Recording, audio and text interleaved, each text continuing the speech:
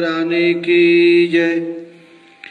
साचे संत हमारे संगी, साचे संत हमारे संगी, और सब स्वार्थ के लोभी, और सब स्वार्थ के लोभी, चंचल मति बहुरंगी,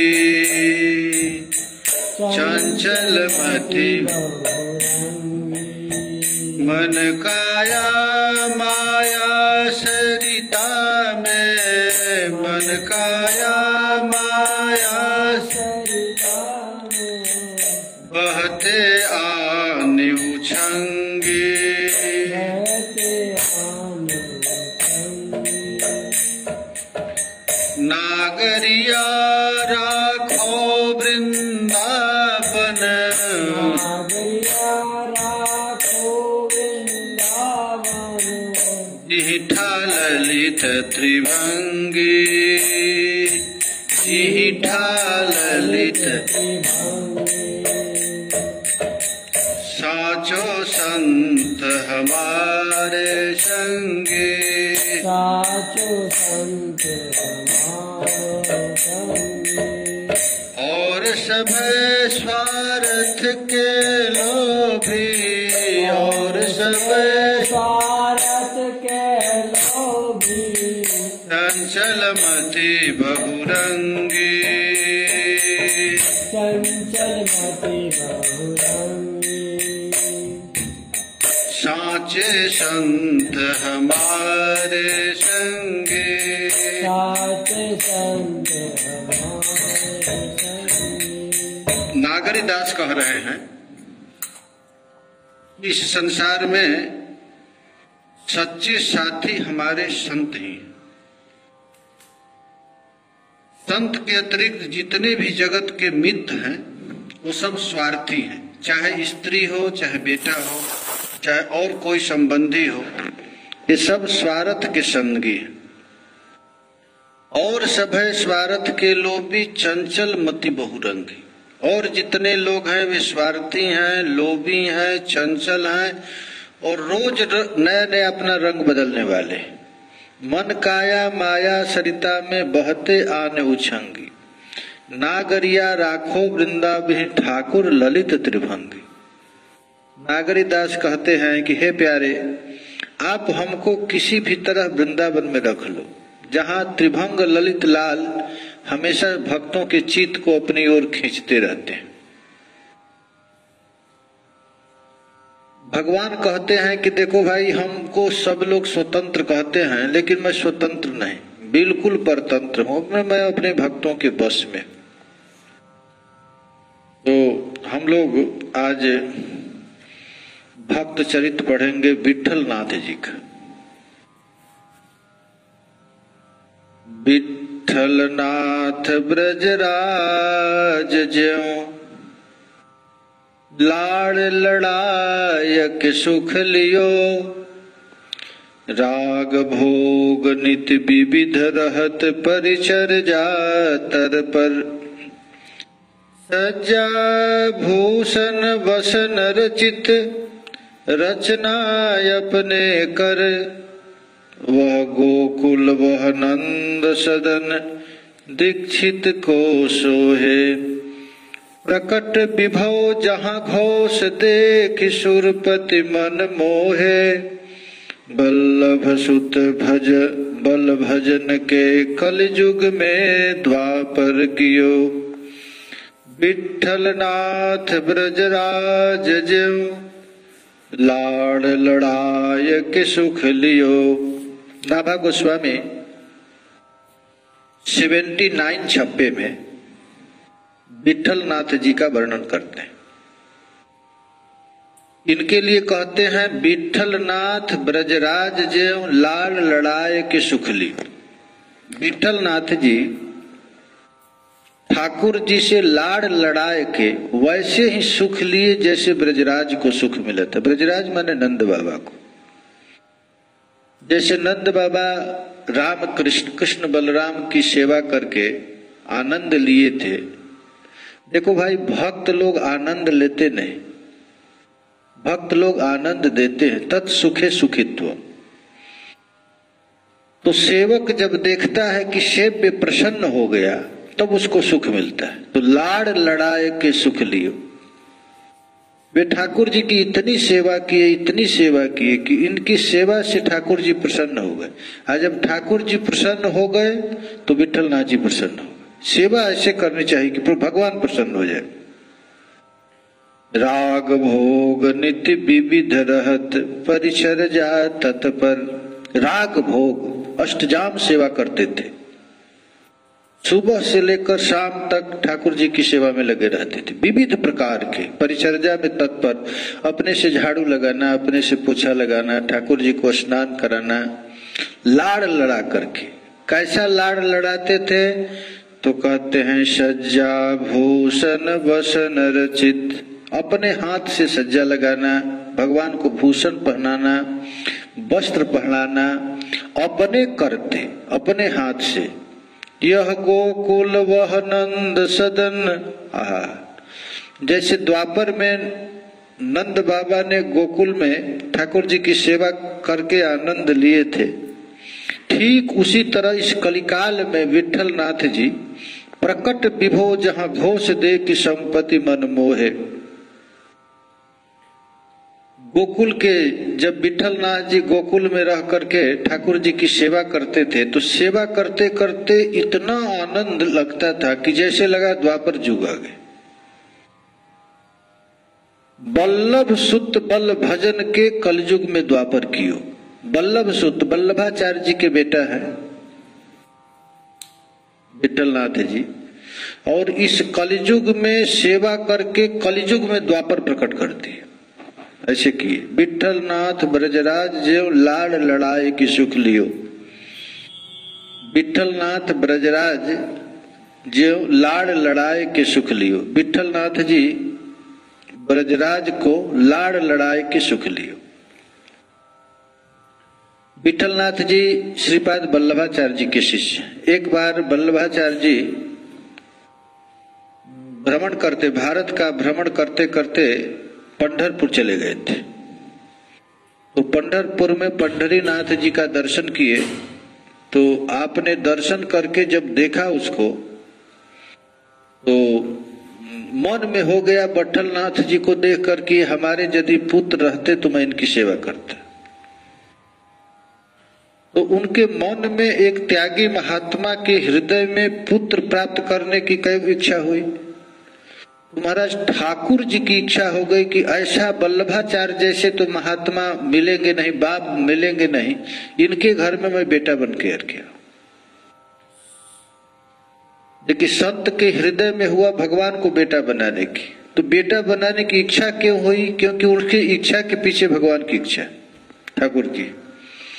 क्योंकि जैसे नंद बाबा ने सुख दिए वैसे विठल नाथ जी सुख दिए, इसीलिए इनका नाम। इसके बाद वे आए बनारस, और बनारस में आकर के श्रीपाद वल्लभाचार्य जी ने शादी किया। और शादी करने के बाद उनके 2 लड़के हो गए। पहला लड़का का नाम गोपीनाथ और दूसरा लड़के का नाम विठल नाथ। कुछ दिन बनारस में रहे और बनारस के बाद वे सब फिर चले गए इलाहाबाद। प्रयागराज के पार, जमुना जी के उस पार अड़ैल गांव है, वहीं पर रहने लगे। वहीं पर जब रह रहे थे तो श्री चैतन्य महाप्रभु वृंदावन को उद्धार करके आ रहे थे। तो श्री चैतन्य महाप्रभु प्रयागराज में त्रिवेणी में प्रेम की बन्या बहाए, प्रेम का समुद्र। सब प्रयागवासी प्रेम में उन्मत्त हो गए। तो उनको देखने के लिए श्रीपाद वल्लभाचार्य जी आए थे। तो श्रीपाद वल्लभाचार्य जी जब देखे श्री चैतन्य महाप्रभु को, दिव्य तप्त कांचन गौरांग शरीर, अजानुलंबित भुजा, नेत्र में कृष्ण प्रेम, श्री गौरांग महाप्रभु के उस दिव्य श्री विग्रह को देख करके समझ गए ये कोई साधारण नहीं है, साक्षात नंद नंदन कृष्ण और ब्रजरानी राधा रानी ही इस रूप में प्रकट हुए। तो आपने अपने घर पर निमंत्रण दिया, नौका पर बैठा करके जमुना पार ले गए। जमुना को देख करके श्री चैतन्य महाप्रभु को ऐसा प्रेम प्रकट हो गया कि जमुना में ही नृत्य करने लगे, ऐसा नृत्य करने लगे कि नाविक डर गया कि अरे बीच में कहीं जमुना में नाव न डूब जाए। फिर श्री चैतन्य महाप्रभु वल्लभाचार्य जी के पास गए, उनके घर चरण महाप्रभु का चरण धोए और सन्यासी समझ करके सब घर में जल छिड़के। इसके बाद वल्लभाचार्य जी कहे कि महाप्रभु को अपनी पत्नी को कहे कुछ खाने के लिए दो, तो कहे अभी तो कुछ है नहीं, भोग भी नहीं लगा है, अमनिया चीज है, आप कैसे खाएंगे। तो वल्लभाचार्य जी कहे कि मैं जानता हूं इनको अमनिया ही दिया जाएगा, ये साक्षात भगवान है। देखो वल्लभ कुल में बिना भोग लगाए किसी को दिया नहीं जाता है, लेकिन श्रीपाद वल्लभाचार्य महाप्रभु को देख करके समझ गए कि ये संत नहीं, ये साक्षात भगवान है, तो इनको अमनिया दिए भोजन। तो फिर महाप्रभु ने यहां पर किया गए। इसके बाद इनका जो मन में इनको वैराग्य आ गया, श्री चैतन्य महाप्रभु को देख करके श्रीपाद वल्लभाचार्य के हृदय में वैराग्य आ गया कि अब मैं घर गृहस्थी में नहीं रहूंगा, मैं अब सन्यास लेकर के भगवान का भजन करूंगा। मन में इतना उच्छंग आया तो अपने पत्नी से पूछने के लिए आ गए कि मैं सन्यासी हूं कि नहीं। तो पत्नी कह रही सन्यास लेकर क्या करेंगे, 2 बेटा है, इनकी सेवा कीजिए, इसी में भगवान मिल जाएंगे। लेकिन इनका मन इतना उतावला हो गया कि नहीं मैं तो सन्यास लूंगा है। लेकिन बिना पत्नी की अनुमति से सन्यास कैसे लेंगे, पत्नी जब कहेगी तभी तो लेना। गृहस्थ आदमी को पत्नी से मांगा जाता है आगे, और ब्रह्मचारी को माता पिता से मांगा जाता है आदेश। तो आपने आदेश मांगा लेकिन पत्नी ने आदेश नहीं दी। तो एक दिन इनके घर में आग लग गए, भयंकर आग लग गए, सब जलने लगे। अब वल्लभाचार्य जी घर से निकल ही नहीं रहे, घर में ही बैठ रहे हैं। तो पत्नी कहे जल्दी बाहर निकलिए, अरे बाहर निकलने का टाइम आ गया, अरे घर छोड़ो, घर में क्यों बैठे हो, घर से निकलो। बस वो समझ गए पत्नी अब आदेश दे दी घर छोड़ दो, और घर छोड़ करके निकल गए और बनारस में जाकर के सन्यास लिए। और सन्यास लेकर के वहीं कुछ दिन रहे और फिर वहीं पर गंगा जी में स्नान करते करते ही इनका शरीर सशरीर भगवान के धाम में चले गए। कुछ महात्मा कहते हैं कि जब जमुना जी में स्नान करके ऐसे ऐसे धोए शरीर को, तो जल ये शरीर ही जल में विलीन हो गए और भगवान के पास चले गए वल्लभा जी। तो इनके 2 बेटा थे, एक गोपीनाथ और एक विठलनाथ। तब इनके गद्दी का अधिकारी कौन होगा, तो नियम है बड़ा बेटा ही होगा। तो बड़ा बेटा गोपीनाथ जी को उनको गद्दी का अधिकार दे दिया गया। लेकिन कुछ दिन के बाद गोपीनाथ जी का भी शरीर छूट गया। तो उनका एक लड़का था, उस लड़के को जब विठल गोपीनाथ जी का शरीर छूट गया तो सब वैष्णव लोग मिल करके इन्हीं को गद्दी पर बैठा है, विठलनाथ जी को। लेकिन जो गोपीनाथ जी की पत्नी थी उसने महाराज कही कि नहीं हमारे लड़का तो नहीं, पोता को होना चाहिए गद्दी। तो एक कृष्णदास अधिकारी थे, उनसे मिल करके थोड़ा लड़ाई करके उनके लड़के को बना दिया। लेकिन वो भी लड़का बहुत दिन तक जीवित नहीं रहा, वो भी चला गया। तब फिर लेकिन आश्चर्य की बात है कि जब कृष्णदास अधिकारी ने विठलनाथ जी की सेवा पूजा हटा करके उनके लड़के को जब बना दिया वहां गद्दी का आचार्य, यह भी नियम लिखा दिया कि अब आप मंदिर में प्रवेश नहीं कर सकते विठलनाथ जी को। तो विठलनाथ जी गिरिराज जी से यहीं इसी गांव में मोहम्मदपुर पारासौली में जाकर के रहने लगे यहीं पर। और पारासौली में, लेकिन श्रीनाथ जी को देखे नहीं रह सकते थे, लेकिन आदेश में आ गया कि तुम मंदिर में प्रवेश नहीं कर सकते हो। तो यहीं से श्रीनाथ जी के झंडा को देख करके अपने समय को बिताते थे। लेकिन जो उनका पुजारी था ये इनसे भीतर भीतर प्रेम करता था, रोज प्रसादी ला करके देता था, और ये भी एक माला रोज भेजते थे पुजारी के हाथ से श्रीनाथ जी को। तो माला के साथ साथ एक श्लोक भी लिख कर देते थे, रोज रोज एक एक श्लोक आप लिख करके देते थे उसको। तो धीरे धीरे धीरे धीरे वो पुजारी एक दिन कहा कि प्रभु अब ये कैसे जीवित रहेंगे, आपके देखे बिना ये रह नहीं सकते। तो भगवान ने चिट्ठी में लिख करके दिया कि समय से ही मेघ समय पर ही बरसेगा, आप इतना चिंता क्यों कर रहे हैं, समय आएगा तो बरसेगा। और विठल नाथ जी अकबर इनको खूब अच्छा से जानता था।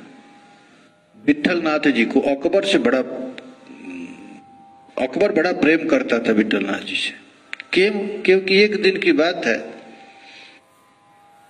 कि अकबर की पत्नी दिल्ली से आगरा जा रही थी और मथुरा में आई, और मथुरा से जब आगे गए तो गोकुल में श्रीनाथ विठल नाथ जी स्नान करके जमुना जी में और ध्यान कर रहे थे, लीला चिंतन कर रहे। उसी समय अकबर की बेगम देखी इतना तेजस्वी महापुरुष, तो तुरंत नाविक से कहे कि ले चलो वहां पर। तो उनको पुजारियों से मिल करके इनसे बात की, प्रणाम की, और प्रणाम करके कही कि महाराज हमारी एक इच्छा पूरा कर दी। तो विठल नाथ जी कहे क्या इच्छा पूरा करना है? तो आप ऐसा कीजिए कि ऐसा कोई मंत्र तंत्र हमको दे दीजिए कि हमारा पति हमारे बस में रहे। स्त्रियों की ये चाह रहती है, प्रत्येक स्त्री की, और राजाओं के तो बहुत सी स्त्रियां रहती हैं। अब अकबर की बहुत सी स्त्री थी, बहुत बेगम थी। तो इसने कही कि आप कोई ऐसा मंत्र तंत्र दे दीजिए कि हमारा पति हमारे बस में रहे। तो विठल नाथ जी ने एक कागज पर एक मंत्र लिख कर दिए, कहे कि इसको अपने बाह में बांध लेना। तो अपने बाह में बांध दी, और बांध देने पर अद्भुत घटना हुई, पति बस में हो गया। तो कुछ लोगों ने कह दिया कि ये आपकी पत्नी किसी गोसाई के पास गई थी, वहां से टोटका करवा के आई। तो अकबर को बड़ा क्रोध आया कि हमको बस में करने के लिए टोटका किसी पंडित से करवा कर आई है। तो अकबर ने कहा कि तुम खोलो क्या बांधी है इसमें बाजू में। तो खोले तो कागज निकला। तो कागज को खोल करके पंडितों से पढ़वाया कि क्या लिखा है। तो उसमें केवल यही निकला था कि यंत्र मंत्र और तंत्र को भूल करो जन कोय। उस पर लिखे थे कि यंत्र मंत्र और तंत्र को भूल करो जन कोय, आप पति कहे सो कीजिए वह आप ही बस में होए। तो अकबर तो पढ़ा लिखा उतना था नहीं, वो पंडितों को बुलाया कि क्या यंत्र मंत्र लिखा है पढ़ो। तो पंडित लोग कहे कि महाराज इसमें कोई यंत्र मंत्र नहीं, ये तो बल्कि अच्छा उपदेश लिखे हैं, यंत्र मंत्र और तंत्र को भूल करो न कोई, अब पति कहे सो कीजिए वह आप ही बस में हो।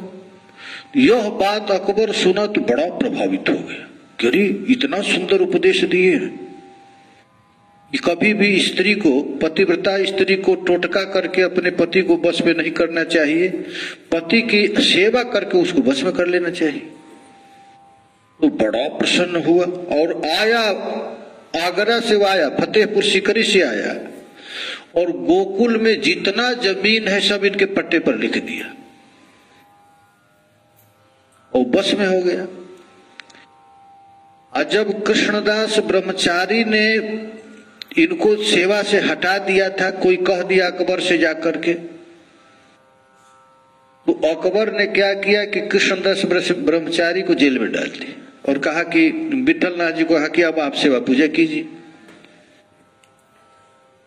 तो सेवा पूजा में तो चले गए, लेकिन इनको बड़ा दुख लगा कि कृष्णदास अधिकारी को जेल में डाल दिया। तो उन्होंने चंद्र सरोवर पर आकर के बिना खाए पिए 3 दिन रहे कि जब तक उनको जेल से हटाएगा नहीं तब से मैं कुछ खाऊंगा पीऊंगा। जब राजा को अकबर को पता चला तो उनको निकाल दिया। और जब कृष्णदास अधिकारी को पता चला कि इनकी इतनी बड़ी वैष्णवता, इनको मैं सेवा से निकाला था और वो हमारे लिए खाए पिए नहीं निकालने के लिए, तो महाराज इनको भी उनमें बड़ा भारी निष्ठा हो गई। इनको कृष्णदास अधिकारी को, और एक कृष्णदास अधिकारी भी इनका बड़ा भारी भक्त हो गए विठलनाथ जी की। और विठलनाथ जी अब ठाकुर जी की सेवा में लग गए। अब अपने हाथ से ठाकुर जी की सेवा कर रहे हैं। इतनी ऐसी सेवा कर रहे हैं कि राग भोग नित विविध रहत परिचर्या तर पर।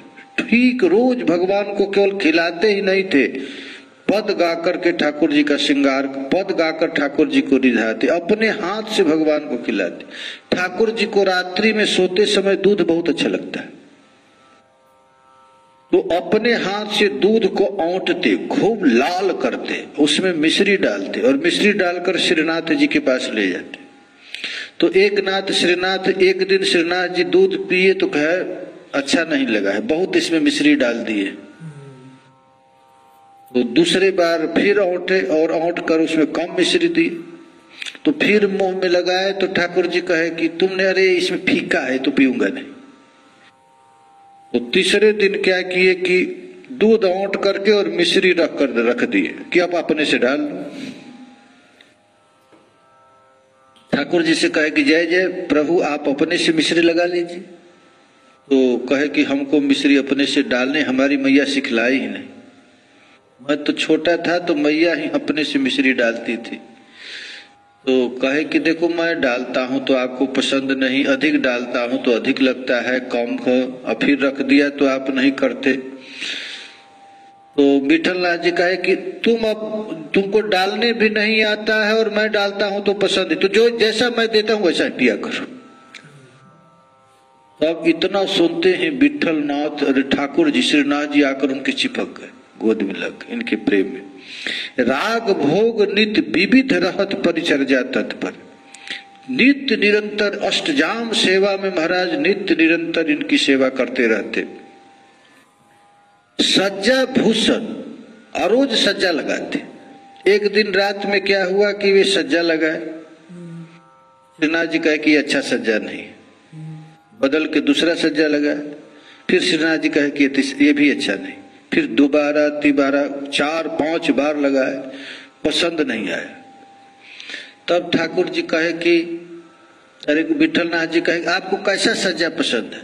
तो हमको सज्जा तो आपके गोद में ही अच्छा लगता है।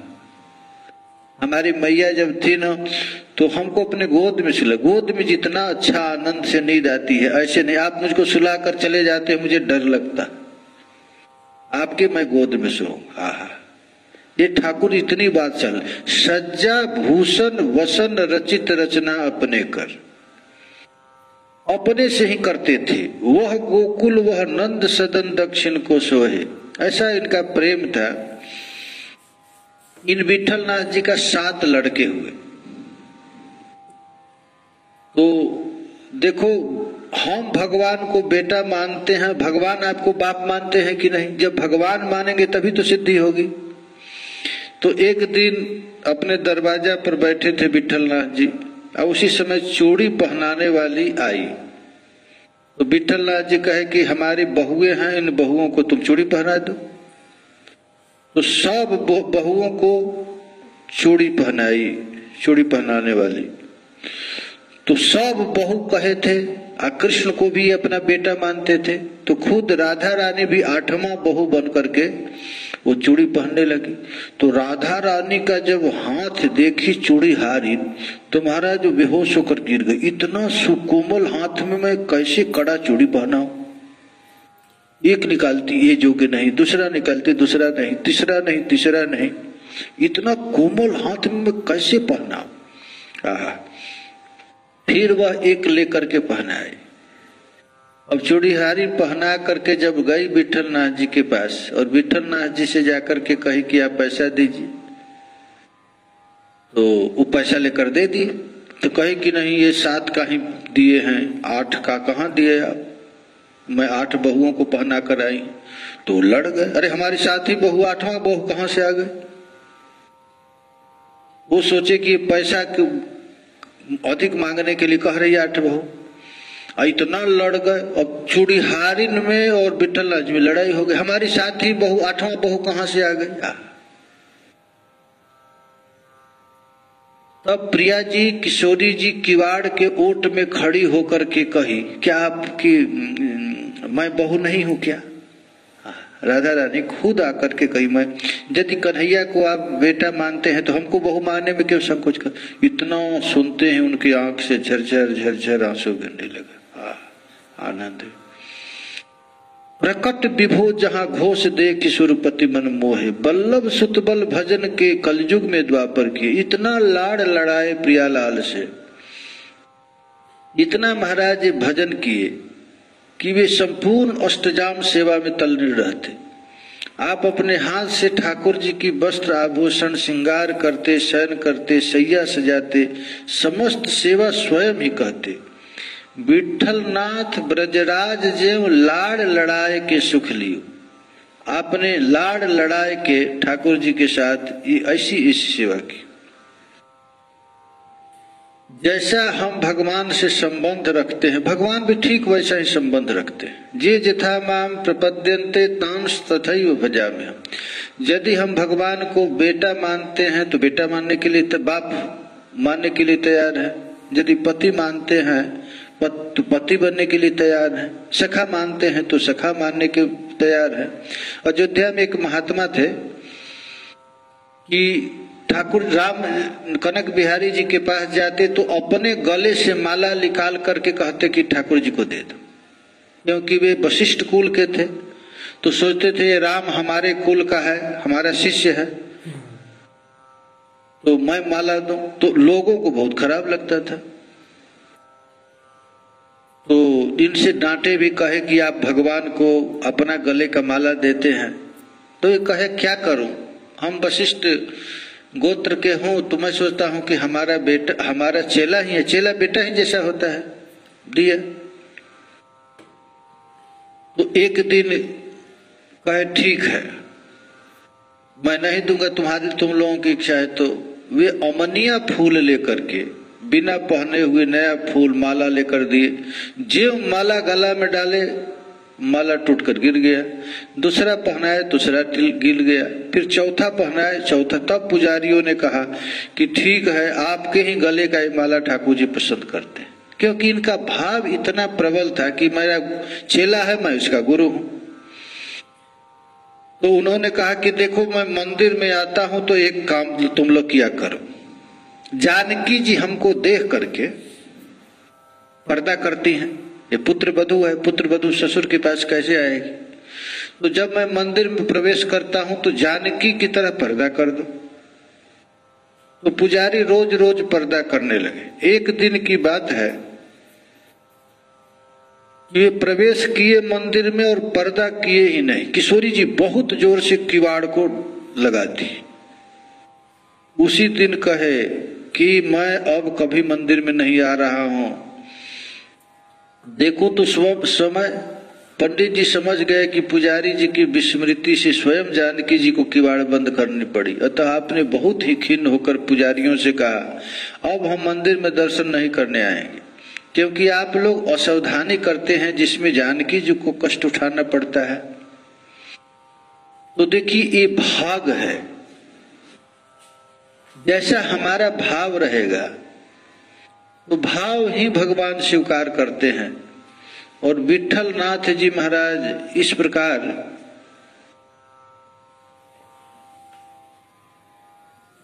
विठलनाथ जी के जो अष्ट छाप के कवि हैं, जो श्रीनाथ जी के दरबार में ये अष्ट छाप हमेशा गाते हैं। वल्लभ कुली में जितना विग्रह की सेवा की जाती है, देखो सब संप्रदाय में अलग अलग चीज, गौड़ियों की नाम निष्ठा है, रामानंदियों में साधु सेवा है, निम्बार्कियों में अष्टजाम सेवा है, निकुंज की सेवा सखी भाव की, और वल्लभ कुलियों में मूर्ति की सेवा है। इतना प्यार से मूर्ति की सेवा करते हैं। अब सर्दी का दिन है तो उनको इतना सुंदर उठाएंगे, कंबल उठाएंगे, कहीं लाला को ठंड न लग जाए, इतने कोमल हैं। और केवल सेवा ही नहीं करेंगे, पद जिस समय जो भोग लगाएंगे वैसे पद गाएंगे, राग रागनी गाएंगे। तो विठलनाथ जी ने जो अष्टछाप के कवि हैं, जैसे सूरदास जी, कुंभन दास जी हैं, परमानंद दास जी और कृष्णदास जी, ये चारों श्रीपाद वल्लभाचार्य जी के शिष्य हैं। और विठलनाथ जी के शिष्य हैं नंददास, चतुर्भुज दास, गोविंद दास और छित स्वामी, ये आपके शिष्य हैं। और आपके 7 पुत्र भी थे।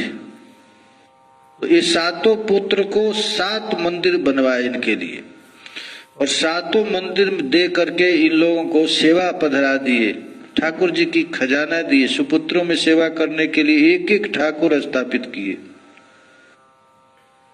और आज जो वल्लभ कुल की जो जितनी 7 परिवार हो गया, आज 7 परिवार में उनकी सेवा होती है। नवनीत प्रिया जी, ऐसे ऐसे 8 ठाकुर हैं।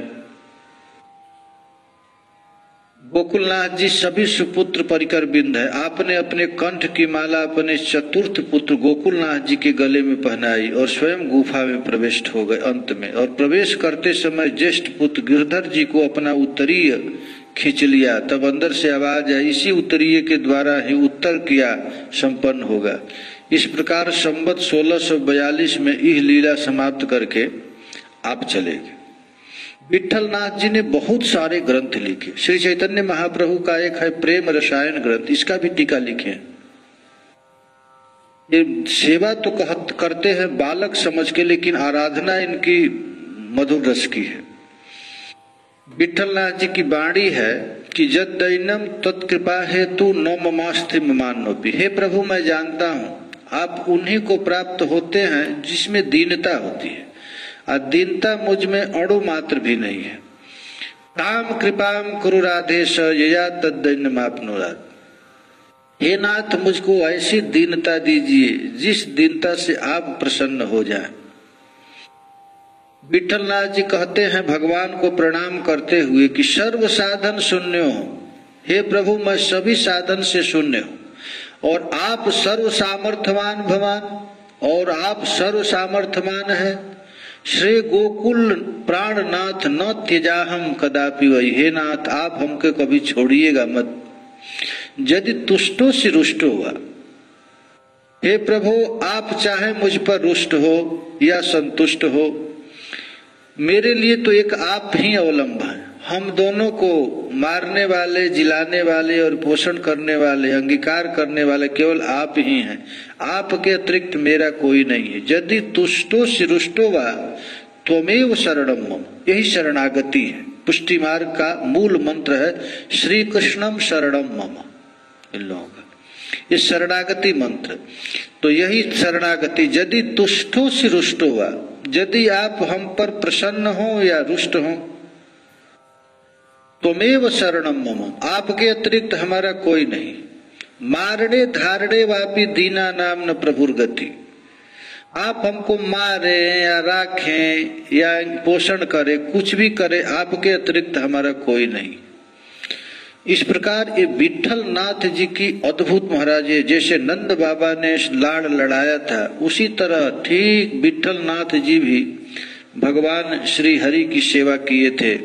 यही नाभा गोस्वामी इनके चरित्र में कहते हैं, विठल नाथ ब्रजराज ज्यों लाड़ लड़ायक सुख लियो, राग भोग नित विविध रहत परिचर्या तत्पर, सज्जा भूषण वसन रचित रचना अपने कर, वह गोकुल वह नंद सदन दीक्षित को सोहे, प्रकट विभो जहाँ घोष देख सुरपति मन मोहे, वल्लभ सुत बल भजन के कलयुग में द्वापर कियो। आचार्य लोग जिस युग में उनका चरित्र जब भी पढ़ाया जाता है महाराज, जो जिस रस का उपासक है वही प्रकट कर देता है। आज विठल नाथ जी अपने भजन के बल पे कलयुग को ही द्वापर बना दिए। जय जय श्री राधे, श्री विठल नाथ की जय। जय जय श्री राधे।